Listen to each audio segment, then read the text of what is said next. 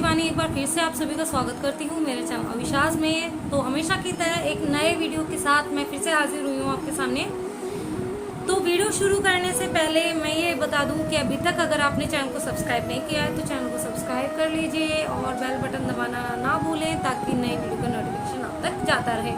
इसी के साथ वीडियो अंत तक देखने के बाद वीडियो अच्छा लगता है तो वीडियो को लाइक कीजिएगा, शेयर कीजिएगा और चैनल को सब्सक्राइब करना मैं बार बार कह रही हूँ ना भूलें और कमेंट में राधे राधे लिखना बिल्कुल ना भूलें। तो इसी के साथ आज का वीडियो शुरू करते हैं। आज का वीडियो है श्री जगन्नाथ महाराज जी के ऊपर, जगन्नाथ जी के ऊपर, ठीक है। तो आज हम बात करेंगे रथ यात्रा को लेकर जो कि कल है यानी कि 12 जुलाई को। तो 12 जुलाई को पहले तो मैं शॉर्ट में यही बताऊंगी कि आप सभी को रथ यात्रा मनानी चाहिए। ज़रूरी नहीं है कि अगर आपके पास जगन्नाथ जी का विग्रह है तभी ही आप जगन्नाथ यात्रा का उत्सव जो है वो मनाएंगे, नहीं तो आप वैसे भी जो है जगन्नाथ जी का जो उत्सव वो मना सकते हैं।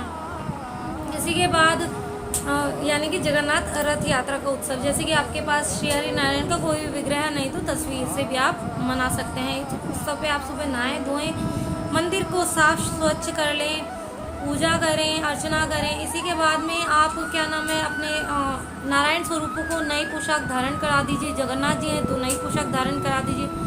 वैसे तो रथ यात्रा की जो शुरुआत है वो काफ़ी दिन पहले से होने लग जाती है, यानी कि बसंत पंचमी से ही जो है इनकी सोच विचार शुरू हो जाते हैं कि कौन से पेड़ की लकड़ियों से बनेगा, कब से बनेगा, ये वो कौन कौन इसको करने के लिए आगे आएंगे काम को। जो भी टीम्स वगैरह बनती हैं आप सभी को पता है, जो भी ऐसा बड़े लेवल पे कोई भी काम होता है तो एक टीम वर्क के साथ किया जाता है। तो ऐसे ही हमारे जगन्नाथ जी की रथ यात्रा भी टीम वर्क के साथ की जाती है, जो कि अक्षय तृतीया से इनके रथ बनाना शुरू कर दिया जाता है। तो डेली रथों पर काम होता है। रथ की लकड़ियाँ बसंत पंचमी को ही चुन ली जाती हैं आरती पूजा के साथ ही। जहाँ पर लकड़ी का चुनाव होता है वहाँ पर पहले आरती पूजा होती है, उसके बाद जो मंदिर के कुछ सदस्य होते हैं वही उन लकड़ियों का चुनाव करते हैं। लकड़ियों में नीम की लकड़ी और नारियल की लकड़ी शामिल होती हैं। इसी के साथ जब ये काम शुरू हो जाता है और अगर थोड़ा मोड़ा लेट होता है तो 15-16 घंटे भी इस काम को किया जाता है। 150 जन समथिंग मिलकर के इस रथ को बनाते हैं। चाहे वो कारपेंटर का काम ले लो, चाहे वो औजारों का काम ले लो, चाहे वो पेंटिंग का काम ले लो, जो भी कह लो, या जो दर्जी जो उसके ऊपर का कवर जो है वो बनाते हैं।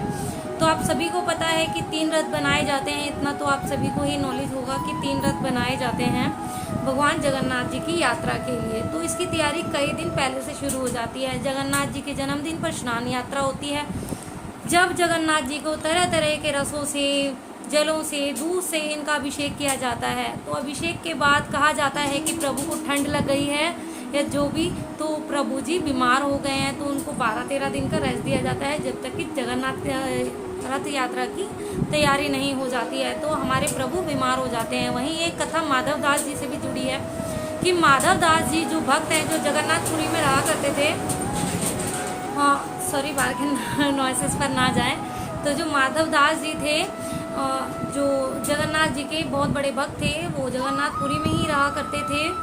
इसी में जब वो इनकी इतनी भक्ति वगैरह करते थे और वो किसी भी काम के लिए कोई सहारा नहीं लेते थे। बुजुर्ग हुए, थोड़ी सी उम्र ज़्यादा हुई तो एक बार वह इतने ज़्यादा बीमार हो गए थे कि उनके नित्य कर्म यानी कि सुसुपोटी आप कह सकते हैं, तो नित्य कर्म जो है वो बिस्तर पर ही होने लगे थे। आप सभी को पता है कोई पेशेंट बहुत ज़्यादा बीमार हो जाता है तो वो इतना कैपेबल नहीं होता कि वो उठ करके अपने नित्य कर्म खुद निपटा सके। तो उनका बिस्तर में ही हो रहा था सभी के जैसा। सभी गाँव वालों ने कहा कि हम आपकी मदद करते हैं, लेकिन उन्होंने किसी की मदद लेना अस्वीकार कर दिया। इसके बाद जब प्रभु को उन्होंने कहा कि हे प्रभु, मैंने आपकी जीवन भर भक्ति करी है, अब मैं इस दशा में क्यों हूँ प्रभु, अब मुझसे ये दर्द जो है वो असहनीय हो रहा है, लेकिन मैं आपके दम पर ये दर्द भी सहूँगा। इसी के साथ फिर जो हमारे श्री हरि नारायण यानी कि जगन्नाथ जी हैं वह आए और उनकी जब उनको इस चीज़ में पता भी नहीं था तो उन्होंने उनकी इतने दिन सेवा करी। जब वह थोड़ा सा हालत ठीक होने लगे तो उन्होंने कहा प्रभु आप मेरी सेवा कर रहे हैं, यानी कि उनका जो भी काम है आप एक समझ सकते हैं पेशेंट का जो भी काम होता है सारे हमारे प्रभु जी कर रहे थे। प्रभु जी जो है उतना ही शिद्दत से भक्तों की सेवा मान करते हैं जितना कि भक्त अपने प्रभु जी की करते हैं। प्रभु जी उससे कुछ ज़्यादा ही करते हैं क्योंकि हम प्रभु जी को इतना प्यार करते हैं। तो प्रभु जी खुद ही सेवा में लग गए।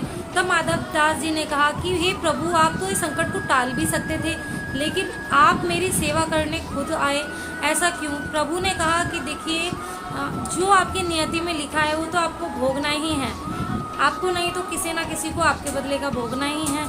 तो जब आप भोगोगे, लेकिन मैं उसमें आपको हिम्मत दे सकता हूँ उस दर्द को सहने की, उस दर्द को भोगने की।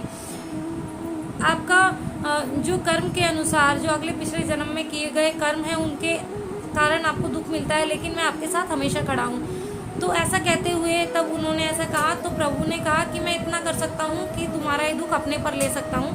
तब से हमारे जो प्रभु जी हैं वो 15 दिन के लिए हर साल रथ यात्रा से पहले और स्नान यात्रा के बाद 15 दिन के लिए बीमार पड़ते हैं। जब उनकी पेशेंट के जैसे एक सेवा की जाती है, यानी कि उन्हें काढ़े पिलाए जाते हैं, खिचड़ी दलिया इत्यादि, उनको ज़्यादा से ज़्यादा रेस्ट कराया जाता है, ज़्यादा से ज़्यादा अच्छे माहौल में रखा जाता है कि ताकि हमारे प्रभु जी जल्द से जल्द ठीक हो जाए। आप देखेंगे जो भी इस्कॉन वगैरह हैं इस टाइम पे बंद कर दिए जाते हैं, या जो जगन्नाथ जी के मंदिर हैं सभी बंद कर दिए जाते हैं, क्योंकि प्रभु जी बीमार हैं। बीमारी में हम जब किसी से नहीं मिल पाते तो हमारे प्रभु जी कैसे सभी से मिलेंगे, इस कारण कि वह बीमार होते हैं। लेकिन अब रथ यात्रा से पहले हमारे जो प्रभु हैं वो सही हो गए हैं और वो खुशी खुशी अपने ननिहाल जाने के लिए रेडी हैं।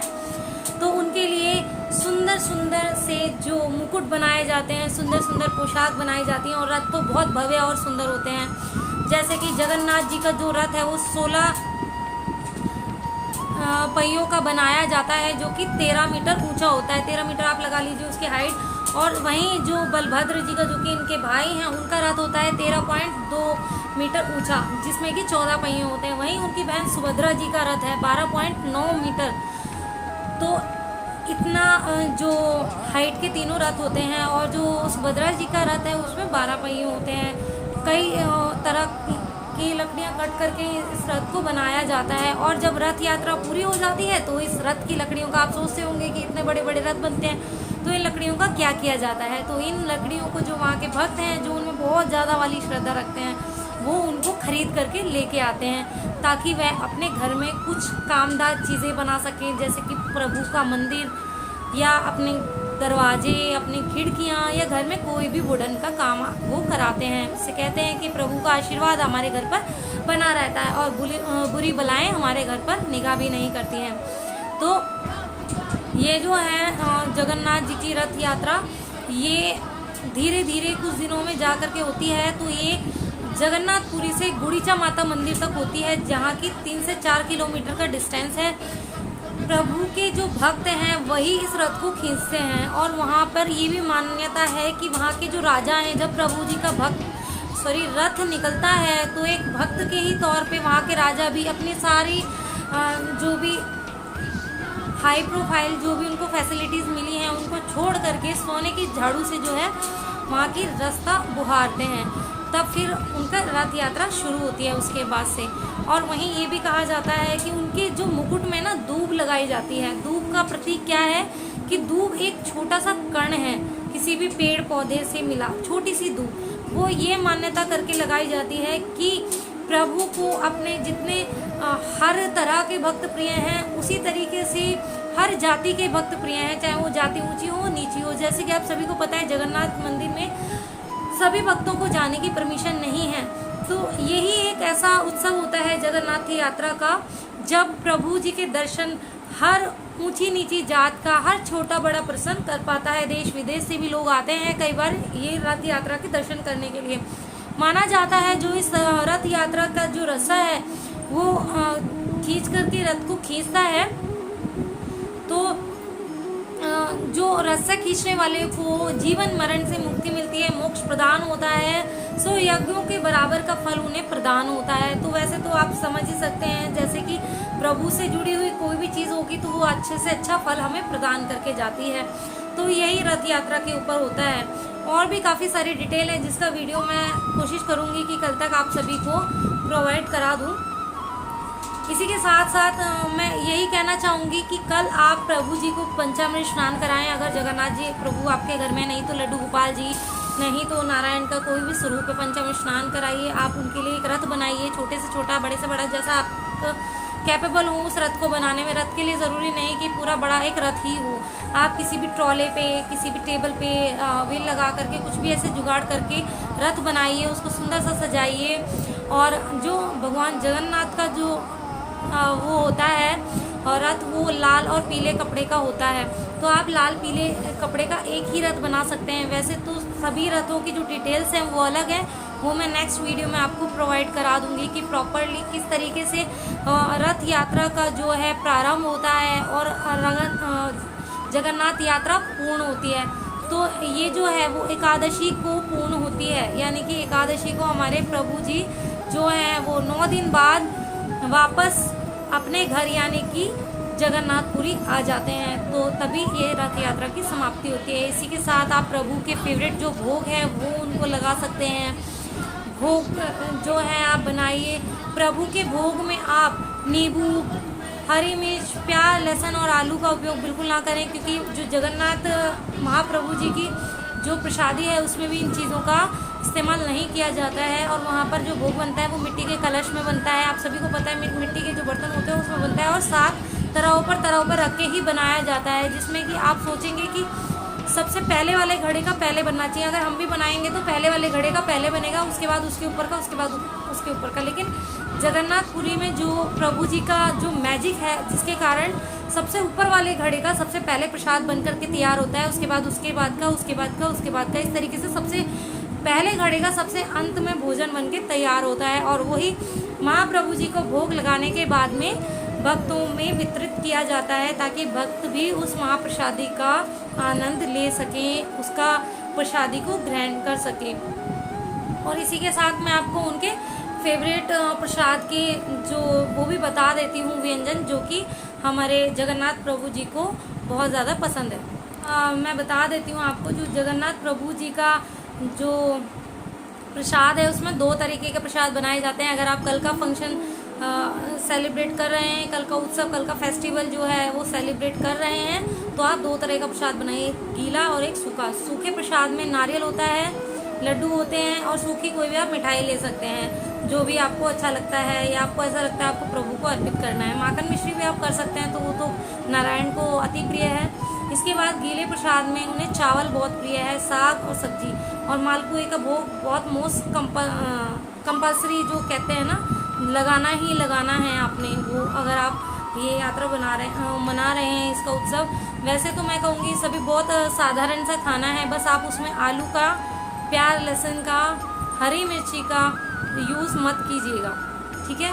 उसकी जगह पे, और सॉरी टमाटर का, मैंने पहले नींबू बोल दिया, टमाटर का भोग, नींबू आप डाल सकते हैं, आप टमाटर का भोग नहीं लगाएंगे। यानी कि मैं दोबारा बता देती हूँ, आलू, टमाटर, हरी मिर्च, प्याज और लहसुन, 5 चीज़ें उनके प्रसाद में आप यूज़ नहीं कीजिएगा।